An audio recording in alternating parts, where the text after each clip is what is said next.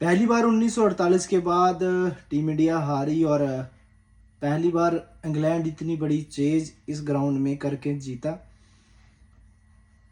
मैं आपको बताता हूँ 5 गलतियाँ कहाँ हुई, 5 गलतियाँ जिससे टीम इंडिया ने ये टेस्ट मैच हारा। आप भी उससे शायद सहमत होंगे। पहली गलती आप ले लें कि जब शुभमन गिल और ऋषभ पंत बैटिंग कर रहे थे, बहुत अच्छी पोजीशन में थे, कोई ऐसी गेंद तंग नहीं कर रही थी, उन्हें बहुत अच्छा जा रहा था, लेकिन शुभमन गिल ने शोएब अजीर को छक्का मारने के चक्कर में एक गैर जिम्मेदार शॉट खेल के आउट हुए। ठीक है, चलो ठीक है, एक बल्लेबाज आउट हो गया, उसके बाद दूसरा बल्लेबाज शतक लगा के क्रीज पर था और साथ में उसके करुण नायर आया।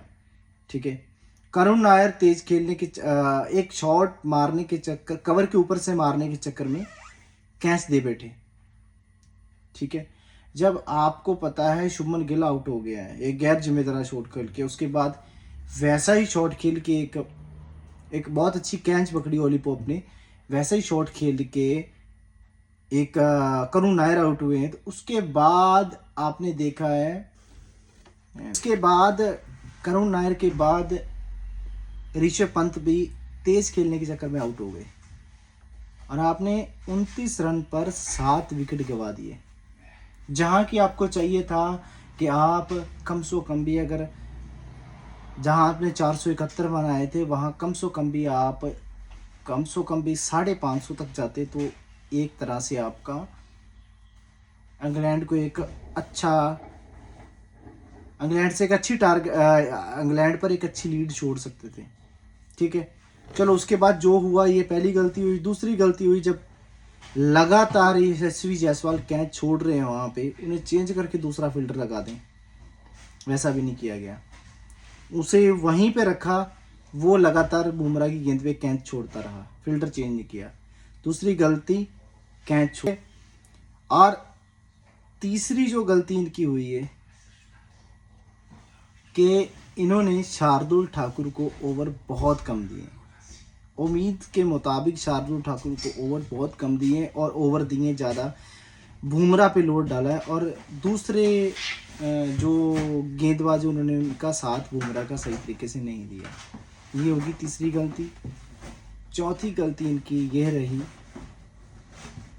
कि तीसरी गलती में ये भी आप जोड़ लीजिए कि इन्होंने जल्दी आउट नहीं किया और नो बॉल की वजह से, एक नो बॉल पे ब्रूक आउट थे, वहाँ पे ब्रूक आउट हो सकते थे लेकिन वो आउट नहीं हुए क्योंकि नो बॉल थी। और चौथी गलती इनकी ये रही कि दोबारा इनिंग करने उतरे और सेम पोजीशन आई, सेम पहले की तरह 47 रन पर कुछ 6 विकेट इन्होंने गंवा दिए। राहुल ने गैर जिम्मेदार शॉट नहीं खेला, लेकिन पंत जब अच्छी फॉर्म में थे गैर जिम्मेदार शॉट खेलकर आउट हुए और नीचे टेलेंडरों ने बिल्कुल भी, जो नीचे टेल थी, हालांकि शार्दुल ठाकुर तक बैटिंग है, जडेजा, करुण नायर और शार्दुल ठाकुर, ये तीनों बल्लेबाज हैं, बल्लेबाजी कर लेते हैं, अच्छे हैं। करुण नायर तो एक पूरे बल्लेबाज हैं, ये 2 ऑलराउंडर हैं, बल्लेबाजी कर लेते हैं, लेकिन इन्होंने भी अच्छे से साथ नहीं दिया।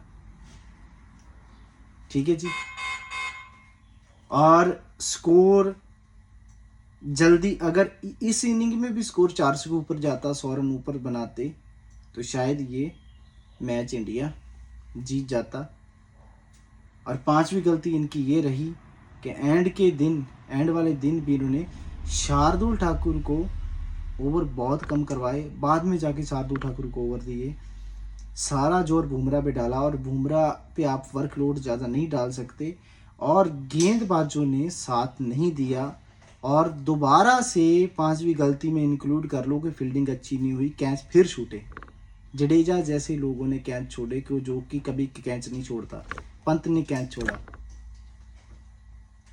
ब्रूक के 2 कैच छोड़े, एक तो उसे जीवनदान मिला नो बॉल पे, दूसरा कैच छूटा उसका। ठीक है, अब जब ऐसे आप एक मैच में 10 कैच छोड़ दोगे तो आपकी 5 सेंचुरी भी बेकार हो जाएगी।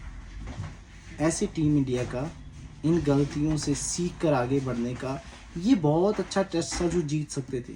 आगे आने वाली पिचें बहुत हार्ड होने वाली, मैं आपको पहले से बता रहा हूँ। तो देखते हैं आगे बनता है क्या।